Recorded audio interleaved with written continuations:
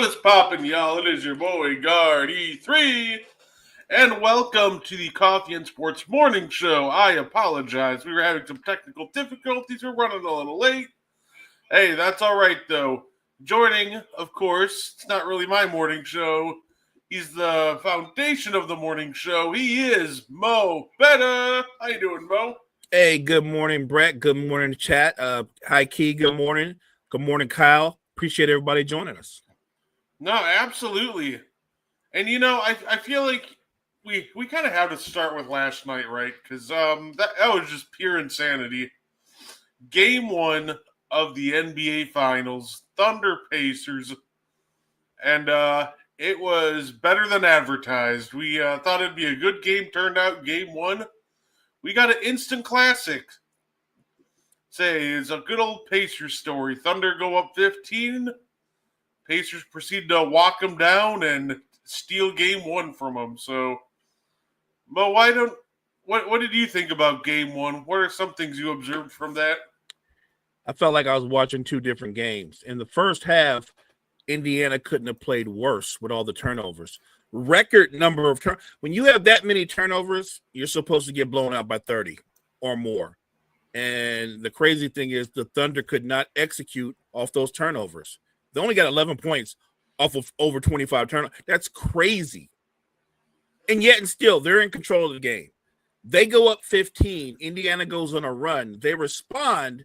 And on the steal by J-Dub, they're up 15 again. And you're thinking they're back in control. And I felt like even when they went up 15, the Pacers were playing with confidence. And you could see it. And all of a sudden, Obi catches fire from three. Miles Turner comes alive. Miles Turner had been silent the entire game, and he wakes up. But I really thought a pivotal moment, maybe a sequence, was late in the game watching Andrew Nembhard go at it versus SGA. Like, Nembhard bumped him. He was physical with him. There was a moment after a play where he just intentionally ran into him and bumped it. Like, I thought Nembhard got fired up. And I thought his defense down the stretch was outstanding. He bodied up SGA multiple times down the stretch, and he crossed him and hit the deep three. Like, Nembhard was on one. Like, Hallie's going to get credit, obviously, for hitting the game winner, but it's Nembhard, what he did on both ends of the floor. Don't forget, Nembhard didn't just play defense. Late in that game, Halliburton was not the one orchestrating the offense. It was Nembhard. And that was something that Rick Carlisle did. He changed that up. So, again, look, I was stunned by how easily OKC came apart late. And you can tell they were coming apart because as you, I, and Coach were watching, what do OKC do when they get nervous, when it gets tight? They completely abandon their offense and just go SGA-centric. They don't move the ball anymore. Nobody else is cutting or doing anything. They're just watching him play. I thought that played into the Pacers' hands as well. Yeah, absolutely. I think the moment where I thought, like, oh, this really might happen, isn't it? It was as soon as Miles Turner banked in a sidestep three, I'm like, oh, wait a minute. This might be the Pacers doing it again. It was absolutely absurd because, the Pacers, I think they benefited from a lot of those turnovers being a lot of dead ball turnovers, so the Thunder didn't get to run the break on a lot of those turnovers, and when they did, the Pacers made sure to get back and execute defensively. So I've never seen a game like that where a team has like a plus 18 turnover advantage and still loses. It was wild, but honestly, that just kind of defines Pacer basketball. Just wild and unpredictable. I like the way you said that. I think that's a good way to describe the Pacers. As that game played out, I really did start to think the Pacers are giving me, and I've heard somebody else say this, and I believe it too, they're giving me the same vibe as the 2011 Mavericks. I'm getting that kind of vibe, that no matter the deficit, no matter the situation, they always find a way to make a run and find a way to get a win. And I know Hallie and Dirk are two completely different players. I'm talking about just the feel of the teams overall. They're struggling, and suddenly the best shooter on the floor is Obi Toppin, and he can't miss. And because Obi Toppin can't miss, what does Dagnov do? He switches out and he puts Lou Dort on him to shut down OB. That would come back to haunt them. When they made that switch late in the game, and by Indiana not calling a timeout, Lou Dort was on Obi, and Cason Wallace, who's a good defender, but he's not Lou Dort, was on Hallie late in that game. And I thought, as good a defender as Cason Wallace is, he made a fundamental flaw, a mistake in that he never jumped on Halliburton's strong hand to make him go back the other way. And I thought that was a mistake. And look, credit to Halliburton, because I think he froze him. He froze him and Caruso with a slight hesitation, because once Siakam cuts back door and Caruso reacts, he pulls up. He does it all in one motion. And that's all on Halliburton. That's just a great play by a great player. Yeah, no, absolutely. And of course, the fun part about this one too is obviously everybody's got to remember this series is far from over. The same thing happened in the Denver series. Game 1, some insane comeback happens to defeat the Thunder, but remember what happened in Game 2? The Thunder responded in a big way and blew out the Nuggets. So if you're the Pacers, you just cannot get too comfortable and, think, all right, yeah, one game, good enough. Like, if you take them easy at all in Game 2, it's going to be a completely different result.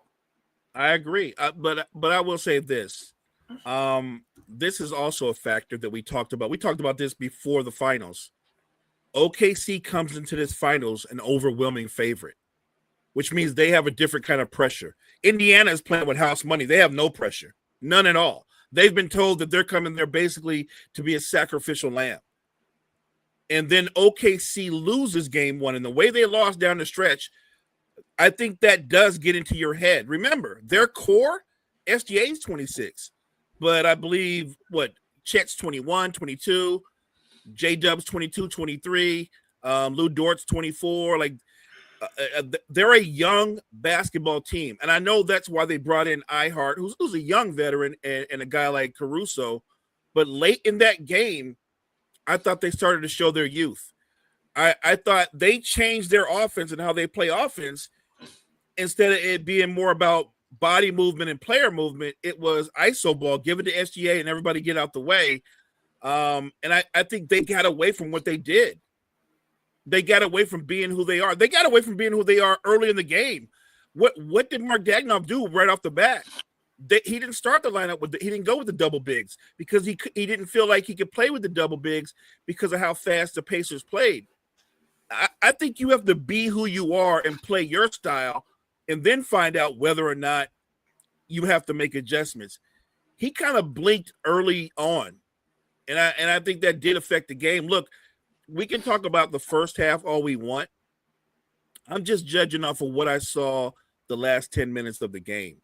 The last 10 minutes of the game, even when they were behind, Indiana looked like the more confident team.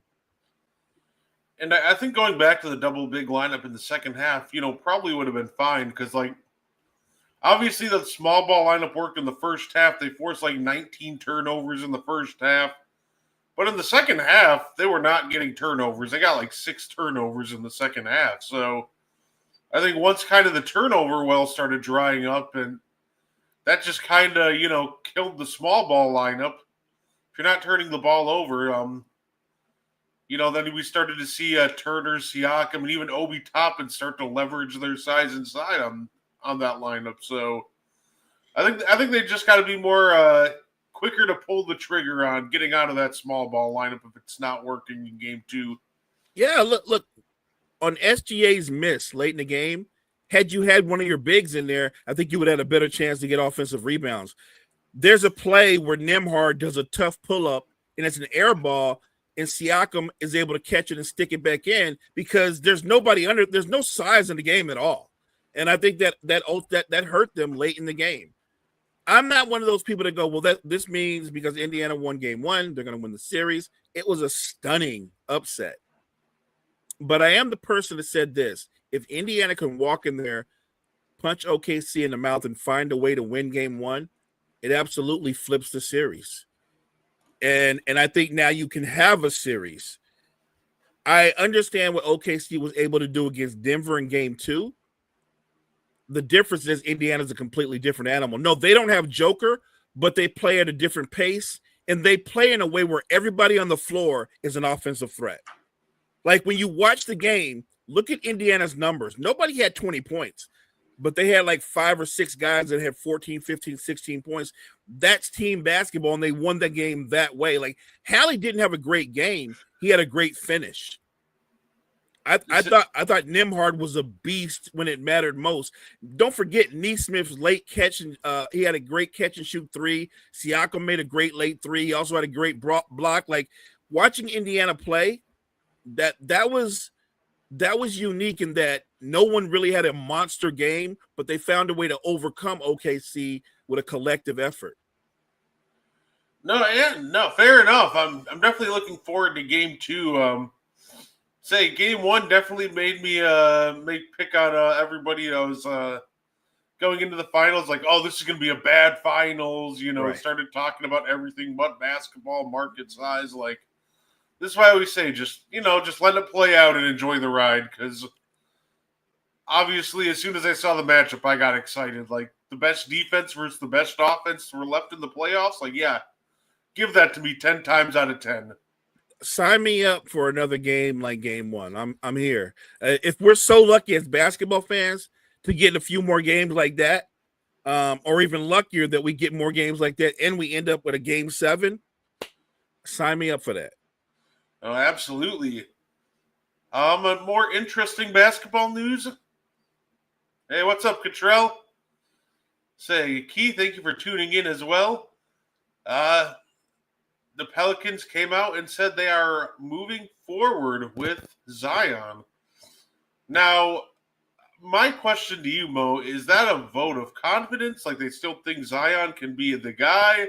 Or is that more of a let's say the right things because we can't get rid of him anyway? I actually think that they believe that they're kind of stuck. They're a small market team. Nobody's breaking their neck to come to the Pelicans. I think they are going to go forward with Zion, which means they're not going to go anywhere.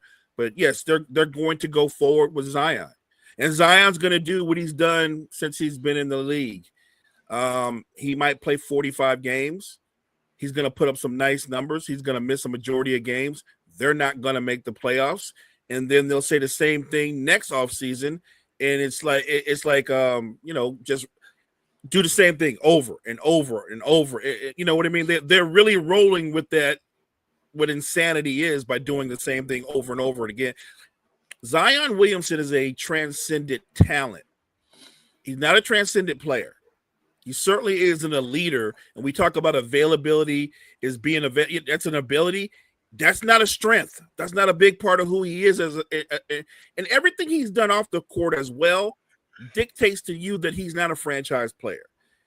If they were smart, they would, never mind that you're a small market. I would move off this guy the first time he gets healthy. The first time he's completely healthy, he's on the next train smoking. No, absolutely. It obviously the talent is there, but the commitment just doesn't seem to follow it.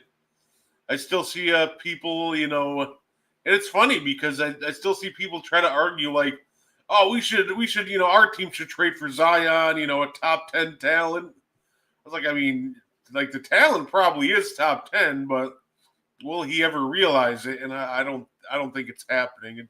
I want the Hornets to trade for him so him and LaMelo could miss a bunch of time together. I think that'll be fun. They'd have like the funnest 30 games together just based off how great of a passer LaMelo is. You could find Zion no problem. No, I was just gonna say they won't be that good in real life, but on 2K, man, the Hornets are gonna be hell. Yeah, no, it's just always unfortunate to see, a player like Zion who has all the talent in the world to make it work and just doesn't have the commitment to seemingly follow up on it. So we'll see how it goes with him. Kyle, they couldn't get a third rounder for Zion right now. Yeah, you're not wrong. Look, I'm just saying. I'm looking at a guy like Zion. I'm looking at a guy like Embiid. And as much as we kill Embiid for not being in good shape, Zion's younger than him, and he's never in shape as well. And sometimes he's in shape and he's still injured. Look. Sometimes a franchise, a general manager, a president, you have to look at the situation, look at the history, the individual you're dealing with, and call it. This isn't working. And if we keep holding on to this guy, why? Especially when you're in a league that there's a few teams that look at him and go, "Oh, we'd love to have him. He's a franchise player, high profile." Right? You move him. Let him be some other franchise's anchor. Let him destroy that franchise, and you can get assets for him. You know what? I feel like hear me out. Let's send him to Miami. Either he's going to turn into the healthiest and the absolute greatest version of Zion and reach his full potential, or he's just going to completely fall apart and there's no in between. So I think, ironically, if he wants to reach his full potential, though, he would have to go somewhere just kind of very strict to keep him on track like Miami. That would make sense to me, but I know, I feel like for a fact he would not want to go there. As soon as he first time dealing with Pat Riley and the whole weight system that they have going on over there and how strict they are, he'd probably be like, "Nah, this ain't for me, fam." You know that the Heat do a weekly weigh-in thing, right? They don't mess around. They're really stringent when it comes to nutrition, health, maintaining yourself. It would definitely be a sink or swim situation if Zion went to Miami. It could be the best thing for him, or it could be the beginning of the end for him. No, absolutely. And speaking of trades, it seems like Phoenix's asking price, it keeps getting lower and lower with KD. And it sounds like we have some now 4 to 6 teams that are seriously interested in KD. So I guess at this stage in his career, Mo, what do you think Kevin Durant is worth on the trade market? Like a salary filler and a first, or a young player and a first? What do you think about the whole Kevin Durant trade situation? I would say maybe a young player in the first. And I know that's crazy saying that because of some of the other trades that we've seen. But he's 37, man. He's 37. And I think people still think of him as the Kevin Durant from the last time they saw him with Golden State. And he's not that player. I know that he still can put up numbers. But when was the last time Kevin Durant dominated a series where you looked at him and said, that he hasn't done that in years? I'm sorry. Do I think he can help a team and be a difference maker on a team? Yes, but not as their best player. Not now. I think at this stage, he needs to go somewhere where he's not the man. Say, no, fair enough. Okay. Morning, Conman, Carmike. Great to see you guys in the chat. I love the argument with Kevin Durant, because people will be like, well, he was the best defender in Phoenix. I'm like, well, I mean, somebody had to be But he wasn't. Actually, the best defender in Phoenix was Royce O'Neal. It was not Kevin Durant. That's what I'm talking about. People talk about him in the present, but they're actually talking about in the past tense. Kevin Durant can't guard anybody. Not this Kevin Durant, especially anybody with a live handle. He can't not guard anybody in space. He can still be a good weak side defender, but as the primary defender, he gets eaten alive. That's what I'm talking about. There's the reality and there's perception. The perception is KD can still play defense at a high level. No, he can't. That's not true. Say, Conman says he can be a closer. Yeah, say, if you can find a squad that just needs a closer and has the salary to match it, I think it would be perfect. Right. You could send him to Houston. Like I said, it makes the most sense. Send him to Houston. Phoenix gets their picks back from Houston. Houston doesn't give up their core because you need those young dogs around Durant so that he could be a closer. That makes the most sense. let's say Houston has perfect salary filler. Obviously, Fred VanVleet has a $44 million team option, which at that point you just need another $10 million for Kevin Durant, and they have plenty of guys that they can send at that point. Say, obviously, another team to look out for. They were rumored. San Antonio has Harrison Barnes and like Vassell or Johnson that they can send out to come close to that contract. But what is Phoenix getting back from San Antonio? Because I better be getting back that second pick in the draft, right? I'm getting that back because why the hell would you want Harrison Barnes? I was gonna say I say they got a lot of picks. They could either send like 14 in a future first. They could send number 2. I think the Spurs are interesting because they could straight up send you the second, or they could send you 14 and like maybe another extra first or 2 down the line. Like they have a ton of assets when it comes to draft picks to get creative with. I have Fox, Castle, Vassell, and Wemby in the second pick in the draft. Why do I need a 37-year-old who's not part of my future? I don't. I don't do that. If I'm not pursuing Giannis, I'm not pursuing anybody. But I'm definitely not pursuing a 37-year-old. Honestly, I completely agree. They should, kind of be patient and see if the Giannis thing goes somewhere before making a move. Let the Knicks try to trade for Durant. The Knicks trading for Durant, it has Knicks written all over it. The only thing I wonder about is what do the Knicks have that Phoenix wants?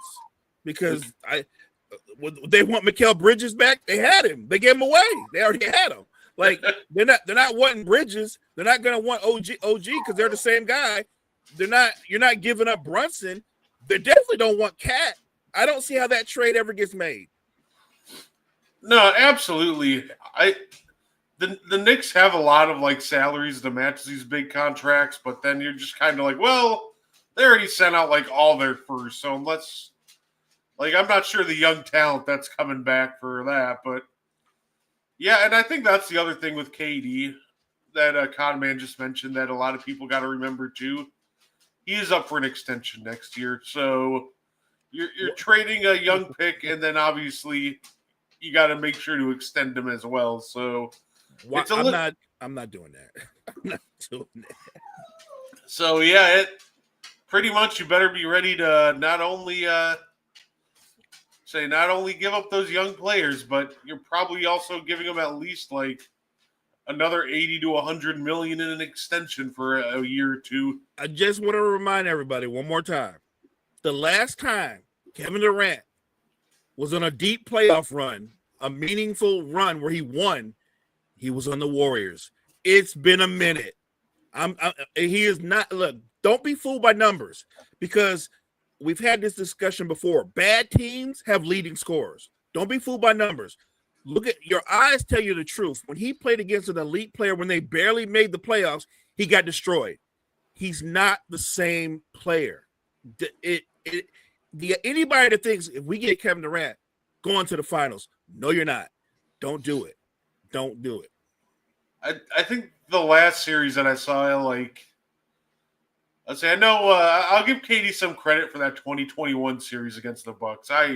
He was terrific in that series, but again, that wasn't last year or it's been a minute, and they did lose that series. Like, yes, he was great in that series, but I also remember every series afterwards. Like, how about the Boston series? Remember that series? Yep. When Jaylen Brown and Jason Tatum dog walked him. Say, yeah. So it'll be interesting to see kind of where that where the sweepstakes for that go. And we know too now that speaking of the Knicks, Tibbs is out. He's gone. Now they got to find a new coach. Were you shocked at all by the firing of Tibbs? I was surprised that they did it, but I was on board because I thought they should have. I said this before. I'll say it again. Thibodeau deserves all the credit in the world because he's the guy that went there when the Knicks were god-awful, and they'd been out god-awful for years. He not only made them respectable and relevant, he made them a contender. He deserves all the flowers for that. But everywhere he's been, he's actually been able to do that. At the same time, everywhere he's been, he hasn't sniffed the finals. There is a ceiling to the amount of success you can have if Tibbs is your head coach. And I think the Knicks have reached that ceiling. I was kind of shocked more to say that they actually just straight up got rid of him. I thought at least since they just gave him an extension, they gave him a fresh $30 million, they'd at least be like, hey, man, we got a spot in the front office for you. I think Tibbs is a guy that's able to set a great culture, but, yeah, they just flat out said it's time to move on. So I think there must have been some deeper problems in that organization than just, him not making it to the finals. Well, him and Leon Rose hadn't talked in months, so that's not good. Your head coach and GM don't communicate, and some of his players, they didn't like his rotations. Look, I like Tibbs as a coach, and I think that he's terrific at bringing up awful teams. Like, as soon as Tom Thibodeau got fired, the Wizards should have been on the phone like, Tom, we need you. Like, yes, send Tibbs to the Wizards, give him a couple of years, 2 or 3 years, and he will have the Wizards in the playoffs. If you're Phoenix for root for the Pacers, then maybe you get a trade partner in OKC. Oh, we're sending Kevin Durant back to OKC. All right, you know what? Only happens, and I said this before. You and I talked about this. I said the only way KD goes back to OKC if the Thunder choke and don't win it all. If they win it all, there's no interest in Kevin Durant. No, absolutely. I could very well see that, especially I feel like the Thunder's first call obviously is going to be to Milwaukee, and then sorry about that. And then if as soon as they hear, Giannis is not available, then it's going to turn to Kevin Durant. They're going to make that big move, and I think it'll be just real interesting to see how much they're willing to give up, because I feel like if there's a team that's willing to give up a lot of assets for Kevin Durant, it would probably be a desperate Thunder team if they get upset by the Pacers. Yeah, and I think you're right. You bring up a great point. But if you're the Thunder, we're jumping ahead, but let's assume if they come up short for whatever reason, their first call is not going to be to Kevin Durant and his agent. Their first call is going to be to your Bucks. They're going to look to see if they can put together a package. And they're there's only 2 teams that really have all the assets and flexibility that Milwaukee would want in a trade partner. That's San Antonio and that's Oklahoma City. The only real question is, like I said, this series isn't over. And I do believe if Oklahoma City turns around and they end up winning this championship, they're not going to break up their core to bring in KD. No, absolutely. Fair enough. It'll be it'll be real interesting to see. Yeah, KD wants $50 million per year. Good teams plan for the future. I completely agree, Conman. That would be the number that scares me, honestly. You know who it wouldn't scare? You know who it wouldn't scare, Brett? It wouldn't scare the Wizards. And I know, no, hear me out. Remember, he's from the Baltimore area, right? So he could go home, get his money, and embrace his community. I mean, never mind the fact that they're going to get the brakes beat off him, but he can go home. He'll still be an all-star caliber player. And the Wizards will have somebody. He'll have a reason to have their fan base say, "Look, we do have KD." They'll come out and watch. I'm joking. I don't think he's going to go to the Wizards because I don't think he want to get the brakes beat off him at the end of his career.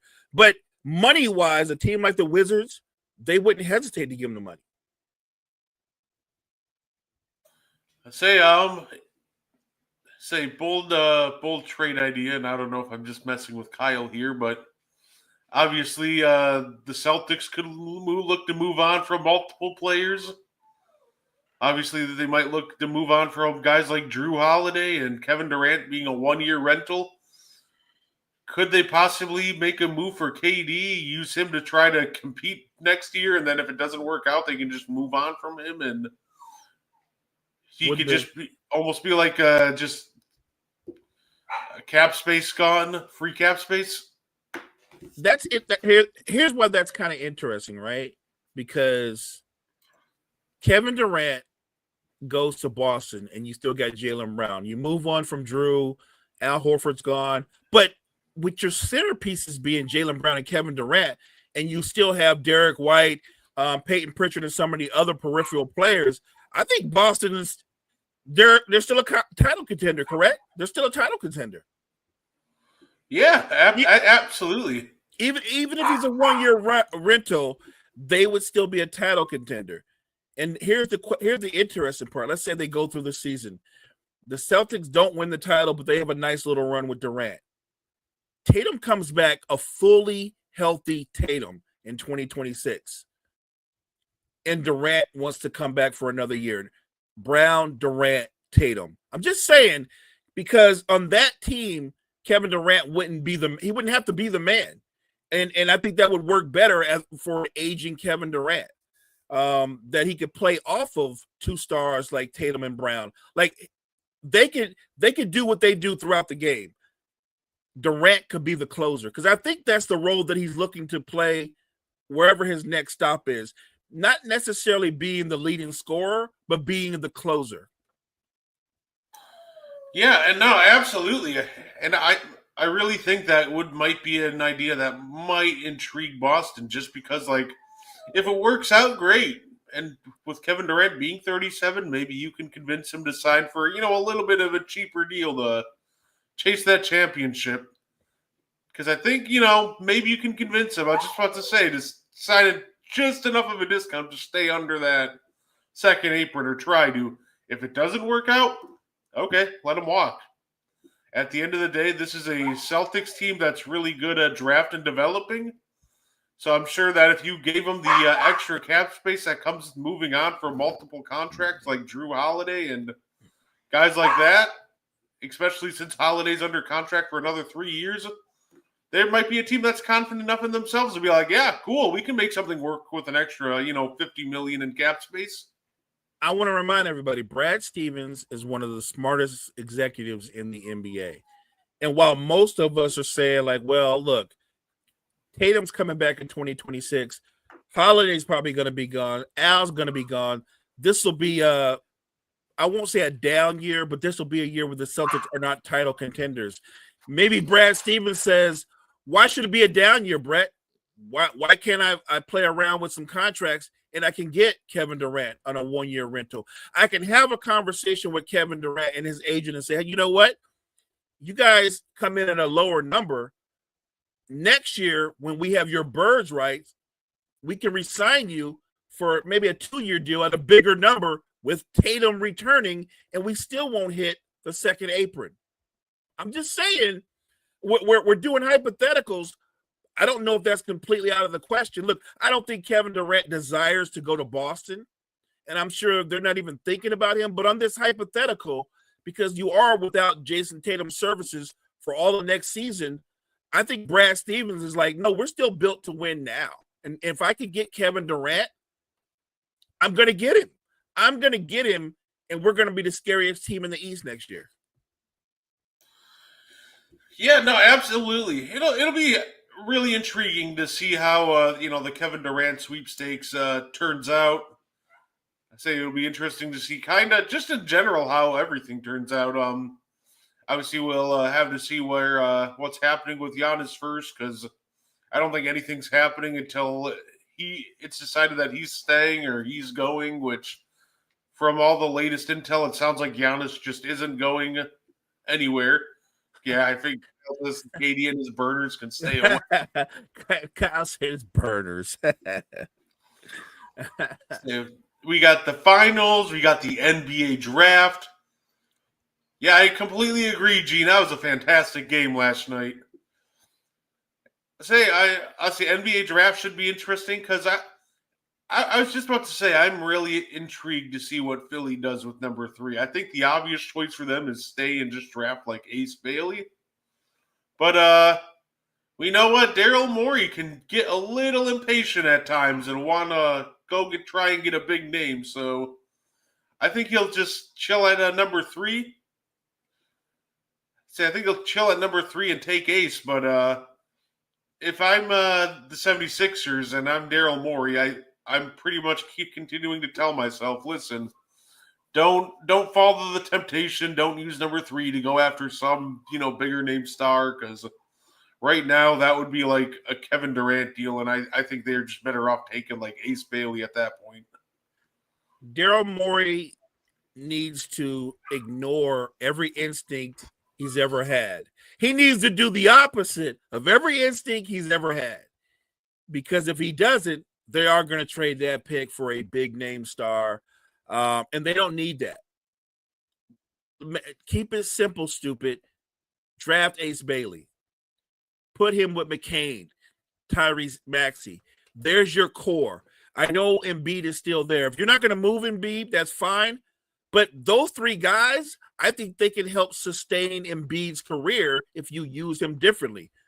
The real anchor on your team that you're not going to get rid of anytime soon is Paul George. That contract is not going away. Yeah, I know they're going to be hoping that, hey, maybe Paul George was just injured last year. And, I think my concern with Paul George is it just seems like he's every year as the season wears on, he just seems to be injured pretty much every year. Even when he was on like the Clippers, even back in like when he first got signed in 2021, it's always dealing with an injury on this Western Conference Finals run. And then every single time the season progresses, he's just always more banged up than you'd think. So I think that Paul George will he kind of set a low bar, so I think year 2 will be better than year 1. I guess the real question is, how much better will Paul George be than last year? Well, since you're going off of that bar, he's going to look great. If he plays 60 games and he gives you 20 points, 6 and 6, he's going to look amazing. Look, they had such an awful season last year. If Paul George comes back and he gives you competent play to go along with what Maxey, McCain, and a healthy Embiid can do, then you throw in Yabusele, Ace Bailey. The Sixers could go from one of the worst teams in the East to a top 4 team if things go the right way, or a top 3 team if things go the right way. The only question is, because we always have to bring this up, is if injuries are not a factor, if they can stay relatively healthy, would the Sixers be one of the top 4 teams in the NBA next year? My answer would be yeah. No, well, not in the NBA, but in the East. I think they would easily be a top 4 team in the East. Because remember, Boston is going to take a step back. I don't know what Indy. It's weird about Indy, right? Because Indiana could end up being the NBA champion. Does that mean they're going to turn around and have a 60-game win season next year? Doubtful. They're a unique team, but I think they're a unique team, like I said before, the same way the 2011 Mavericks were. They're a very unique team. Say the Pacers have like perfectly built a team for a 16-game season, but you're not going to see them winning like 60 games in the regular season, but they built a great team when the postseason hits. Yeah, Paul George should be arrested for taking that bag. Absolutely. Yeah, it's funny. I do love the mention of Utah. I feel like I know what they're going to do. They're just going to be in every single move this offseason because they always just seem to pop in, even if it's just like, yeah, no, there's a player swap, and then Utah ends up with 2 seconds. I'm like, where did Utah come into this picture? I think I'm going to go with what Kyle just said in the chat. He said Ainge is waiting for the right time to strike. The problem with Danny Ainge is he's always waiting for the right time to strike. Like, he's always stockpiling picks. But you know what they don't do in Utah? They've yet to get a franchise player. When's the last time they had a franchise player? Maybe Donovan Mitchell? It's been a minute. Or somebody like a franchise player. I don't think Utah is going to do anything. I think in terms of impact, I'm sure they'll draft somebody. Are the Jazz going to be one of the better teams in the West next year? Absolutely not. The Utah Jazz will be in the lottery again next year. It's not one of those plays. What do we know about Utah automatically right off the top of the head, Brett? No free agent goes to Utah. There's no desire. No. Any top player in the league ever been traded to Utah? No, because it's Utah. They literally have to build through the draft. And I won't say they've had all misses, but the hits they've had, they haven't been the kind of hits you need to turn around your franchise. I like Lauri Markkanen as a player. I think you do too. Let me ask you this, though. What is Lauri Markkanen? He's not a franchise player. Is he a number 2? Is he a number 3? What do you think he is? I think he's probably closer to a number 3, honestly. He's interesting because he had that one All-Star year, got paid, but then he was just really brutal last year. He did not have a good year last year.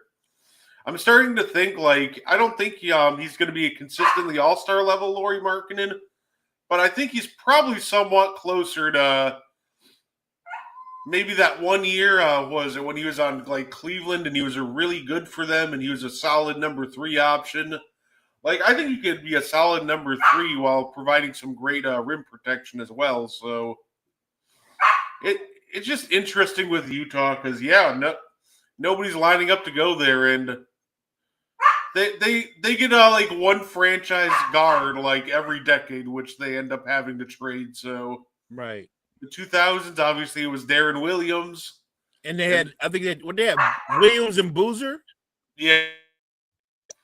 And then, obviously, they went Donovan Mitchell and Gobert, so... I think you hit the head on Markkanen. I think what Markkanen is what Porzingis is. He's a Porzingis. Put him somewhere where he's not the first, second option. I think he's a 3. You put him as a 3rd option on a contender, and he's a much more impactful player.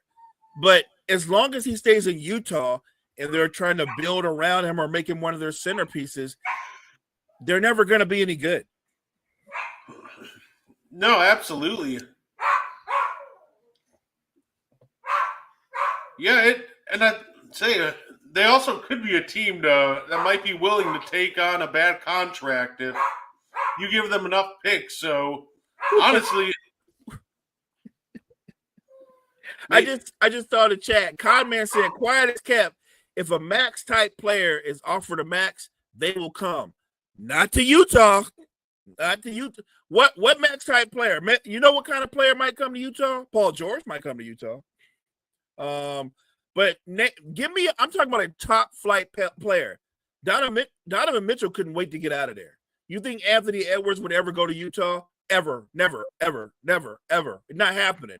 Who is going to Utah? Nobody's going to Utah. Ever. You'll never see it. Utah is the only team in the NBA where money doesn't talk. It won't make a difference.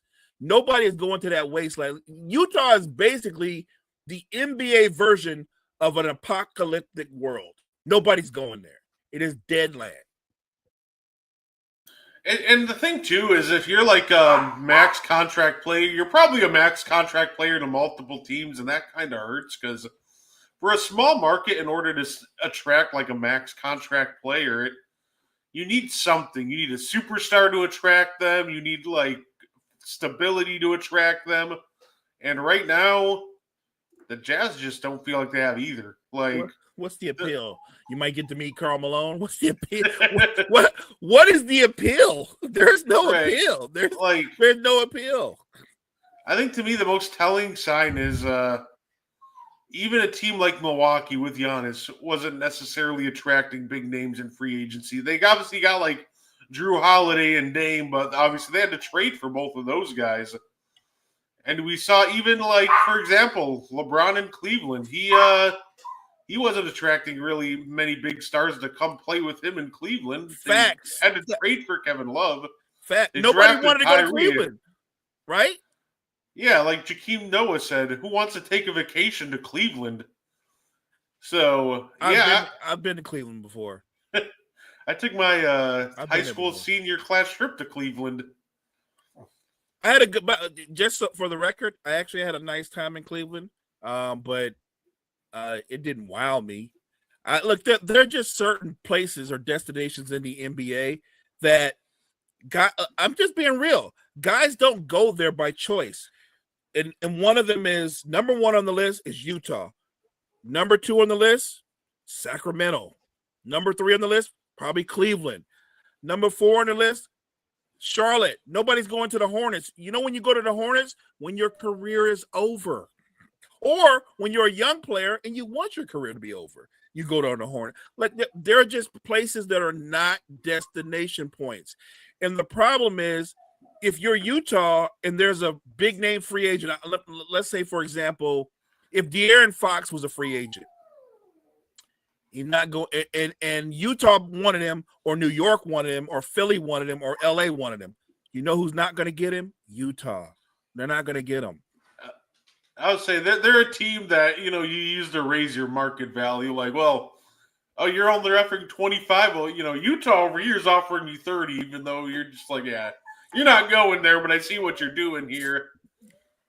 It's funny. It also sounds like another trade that could possibly happen is it sounds like the Kings are going to move on from going to try to move on from at least one or two of their for lack of a better term, big three.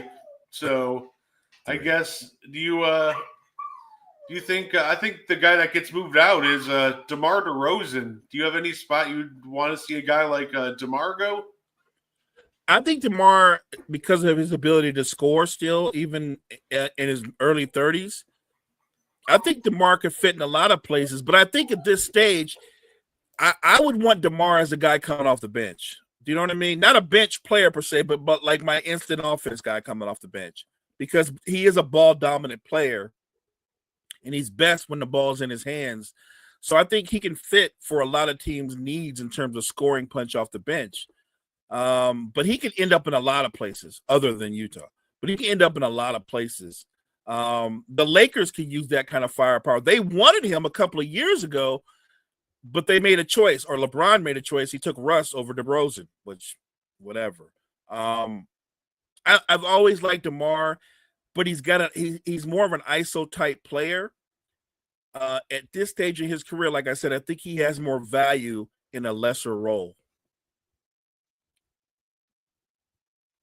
I know I heard Shaq say this too. I don't think this is fully true. I think a lot of destinations are now, similar. That, it's not like an old league where only like a handful of destinations are shown on TV. But when it comes to destinations, I still think off the court stuff matters. Like, can you build businesses there, marketing opportunities, endorsements, sponsorships? So I think, I think the playing field is more even compared to, like, let's say the 90s. But I still think that some of the off the field stuff does indeed matter for these guys. It makes, remember, quality of life matters as well. I'm just being real. Like the destination thing, you can't say it doesn't matter because it's 2025. When's the last time Utah ever brought in a big name free agent? Just give me the one big name free agent they brought in. You can't, because it doesn't happen. What happens in Utah is big name players leave there. That's what happens in Utah. As far as DeRozan goes, yeah, you can say he's not coming off the bench. I remember Melo saying he wasn't coming off the bench either at one point. Guess what ended up happening? He realized where he was in his career, and he came off the bench.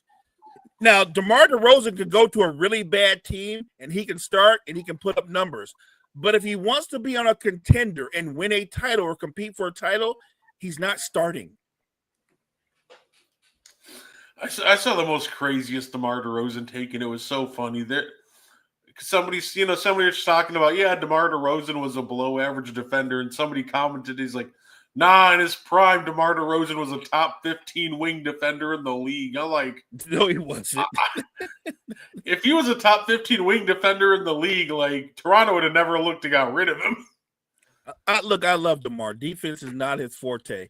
Does he compete better at it? Sure, but he's not. He was never a great defender. That is not a factual statement. No, right. No. Well, right. But the answer to that question also is Stockton and Malone were drafted to Utah. They didn't go there as free agents. They were drafted to Utah. And Stockton didn't leave. But you know what? Malone did leave. Malone left. He went to the Lakers. He didn't finish his career there. Malone left. That was a bad example, Con Man. You still didn't give me an example of a big name free agent going there willingly because you can't. Nobody goes to Utah on purpose. If you go to Utah, it's because you made a wrong turn. That's the only way you end up in Utah. No, I like I said, I do. I respect DeMar. I think he's a great scorer, but yeah, no, it'll be interesting. Obviously, I could see a team. It's funny, right? Because I think they need like help from scoring at the guard position, but could a team maybe like the Orlando Magic, who lack like any semblance of scoring in the half court, go after him? Because at this point, I just think they could use anybody that could put the ball in the basket in a half court set. I think he can help a team like Orlando, but I don't know because his game is so ISO centric that he would be a good fit with Paolo and Franz. Do you know what I'm saying? Like, I don't see Paolo sitting there being content watching DeRozan dribble the air out the ball and then attack. No, and that's fair. Obviously obviously when it comes to DeMar, he plays just a very ISO heavy style. It's funny because he's shown he can play make. Like Pop brought that out of him when he was in San Antonio. So it'd be fun to see if another team tries to bring more out of that, because it just seems like obviously playing on the Bulls in Sacramento, they just kind of went, yeah, just do you, which at that point he's just going to try to score every time. So I mean, he averaged 5 assists a game. Like, he showed that he's a playmaker. He could be a playmaker, but I'm just saying that the Kings are really bad, and they're really bad because they make moves like they've made. Like, you switch out De'Aaron Fox for a combination of Zach LaVine and DeMar DeRozan. It's not a knock against those two, but that's not an upgrade. That's not an upgrade. I don't understand the moves that the Kings make. Look, we always talk about that. There's a reason why bad franchises remain bad. Like, if we judge guys on talent, I've always said this, on talent, Zach LaVine's probably a top 10, top 12 player on talent. But how his talent is put out there on the court, how he uses it, he's not anywhere near that. He's not. DeMar's terrific, but he is 35. He's on the other side of his prime. Why do you make that trade? Those two were teammates in Chicago, and that wasn't a pretty thing. But the Kings are like, we can make it work here. And it's frustrating to watch a franchise like that because they stay in NBA purgatory. I like Domantas Sabonis as a player, Brett. I think you do too. But I think we both agree he's not a dominant center. He's not the kind of guy you go, we can build around Domantas. He's not that dude. He's a complimentary star. The problem is you put a complimentary star with 2 other complimentary stars. Like, if you could take the 3 of them, you could go get one superstar. But none of them are on that level. And that's why the Kings are where they are all the time. Like, they make moves like that are maddening, and it doesn't make sense. And I love Sabonis, but he's going to waste the prime of his career being the best player in Sacramento and going nowhere.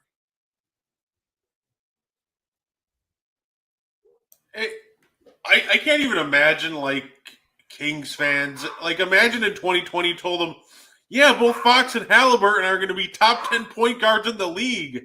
And they get so excited, and then you're like, yeah, by the way, you're going to turn them into Zach LaVine and Domantas Sabonis, who's probably going to get traded. It's funny because I still said this at the time. I'll say it again. I think at the time, like, the Sabonis move made a lot more sense than people are going to give it credit for now because of how Hallie's, like, blossomed. But I also, once again, I just don't think he blossoms the same way if he stays in Sacramento. So, it's interesting because now people are blasting, saying, like, oh, people were saying at the time the trade was good. Well, yeah, at the time it was very uncertain if Halliburton and Fox were going to play well together, and they really didn't have that great of chemistry together. So, at the sense, the trade made sense at the time, but obviously Halliburton, to his credit, has done a fantastic job of making the Kings just look completely stupid. I agree. Let me answer something to comment real quick. No, Carman, you're not correct. Karl Malone didn't leave the Jazz to go play with Steve Nash. Steve Nash wasn't part of the Lakers. He wasn't on that team. You're out of context. He wasn't part of the roster. Steve Nash came years later. Karl Malone was on the Lakers team that got the brakes beat off of him in the finals against the 03-04 Pistons. Steve Nash was not a member of those Lakers. By the way, Karl Malone upgraded. He left Utah, and guess what? He played in the NBA Finals. When's the last time Utah's played in the NBA Finals? Stockton and Malone, like 1998. Right. It's been a minute. You know why it's been a minute? Nobody goes to a wasteland.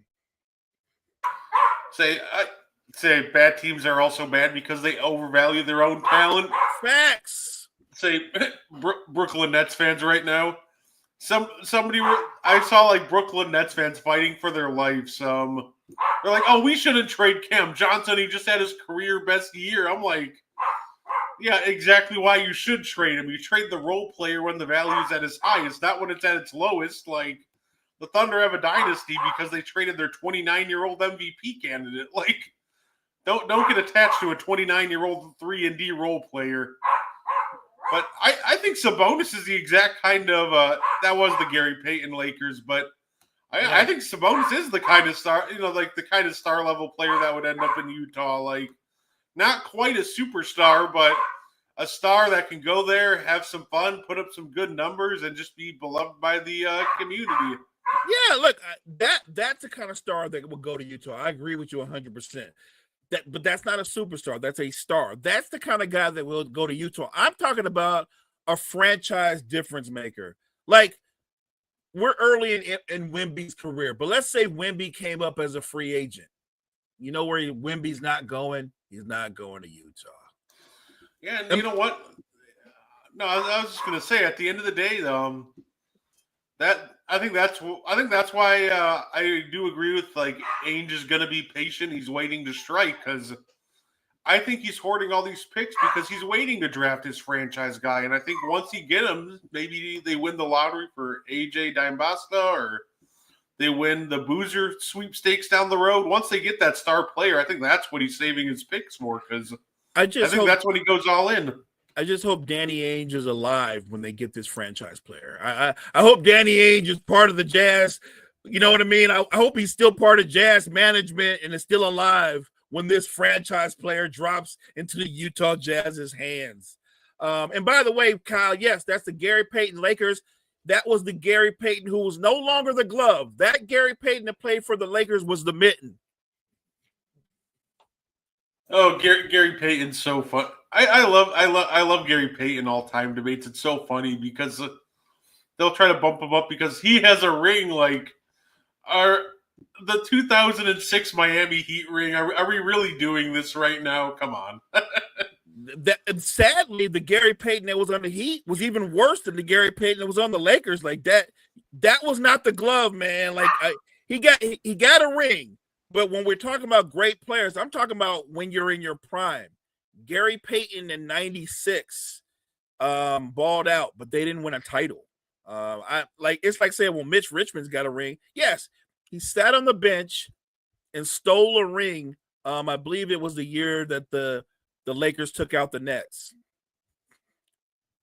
Just saying. No, absolutely. Yeah, no. Ironically, those Lakers, they were showing the biggest odds for a NBA Finals team in in NBA history. On that list, the only overwhelming favorite Finals team that lost was those 04 Lakers. Obviously. Oh man, that is a painful memory, and it's painful because if you watch that series, the one game we won, we should have lost that one too.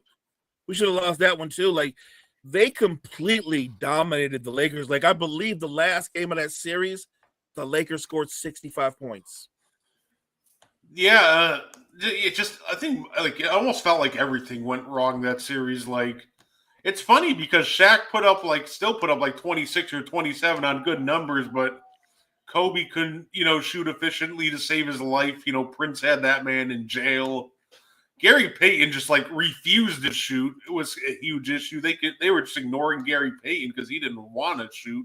Chauncey Billups abused Gary Payton. He abused Gary Payton so bad that Phil Jackson went back to Derek Fisher. He was Chauncey and Chauncey Billups abused Fisher too. Like they had no one that could guard Billups. And credit to Larry Brown, just a great coach, a great defensive mind. He said, "I'm going to put Tayshaun Prince on the island with Kobe," and he had one rule: we're going to hedge. We're not going to let Kobe ever touch the paint, and everything's going to be a contested jump shot. To perfection, they executed that. Yeah, and you know what? Everyone wants to talk about how Steph Curry runs off a million screens. Shout out to my guy Rip Hamilton for being an absolute nightmare in the mid-range by like consistently running off these elevator screens from the Wallaces. One of the hardest guys to guard in the league because Rip is in constant motion. Yeah, underrated player, Rip Hamilton. Yeah, and it's hard to keep up with him too when it's like someone as strong as Ben Wallace setting a screen. Like he would make sure to pick you off, and either you're just behind, you're giving up that easy midi, or you're gonna have to switch your center onto Rip. At that point, it's over. At that point, Shaq did have good numbers, but Ben Wallace outplayed him in key moments. Like Ben Wallace just outworked him, which isn't that hard to do, but he outworked him. That front, when you look at that front lineup, how long they were: Prince, Wallace, and Wallace. And then you had Rip, who was a respectable defender, and Billups was a really good defender. Like, and then they bring in Lindsey Hunter, and Lindsey Hunter guards you 94 feet. Like that squad was built to play defense. I say, and to their credit, they got somebody who did their homework on Shaq in backup center. I think it was Elvin Campbell, the old backup center for the Lakers. They brought him in. That's right. Yes, good call. Facts. Yeah, I feel like that must have helped, having somebody with that much of an insight on how the Lakers ran things. And also, like, to the Lakers' credit, I know Karl Malone was cooking until the injury, so I would have loved to see if I don't think they win the series, but I would have loved to see if he came into that series fully healthy, how much if it would have changed much. Yeah, I believe he got injured in the San Antonio series, and it left him gimpy. I mean, look, he wasn't prime Karl Malone on the Lakers anyway. I believe that year he averaged something like, I want to say he averaged like 16 and 10 or something like that. This wasn't Karl Malone the mailman. This is more like the UPS man. He was really good. He just wasn't that dude. No, absolutely. Saying that's all the time we have for today, Mo. That went by really quick, honestly. Sure. Anything you want to say before we get up and out of here? No, we had fun. We always have fun in the morning show. Appreciate the lively chat with Kyle. Con man, you're the best. We would love you to come on and one with me and Brett and chop it up. Always love talking hoops with you. So I appreciate you guys so much. Hey, thank everybody for joining us this morning. Make sure you check out all the great content we have coming your way at Wire to Wire Network. Wire to Wire Network. We appreciate you guys. Yeah, absolutely. Conman, if you ever want to come on to And One, open invitation, you're more than welcome. Would love to have you. Kyle, Key, Gene, everybody who hopped in. Definitely appreciate it. We thank you for tuning in this morning, and I hope you guys have a wonderful weekend.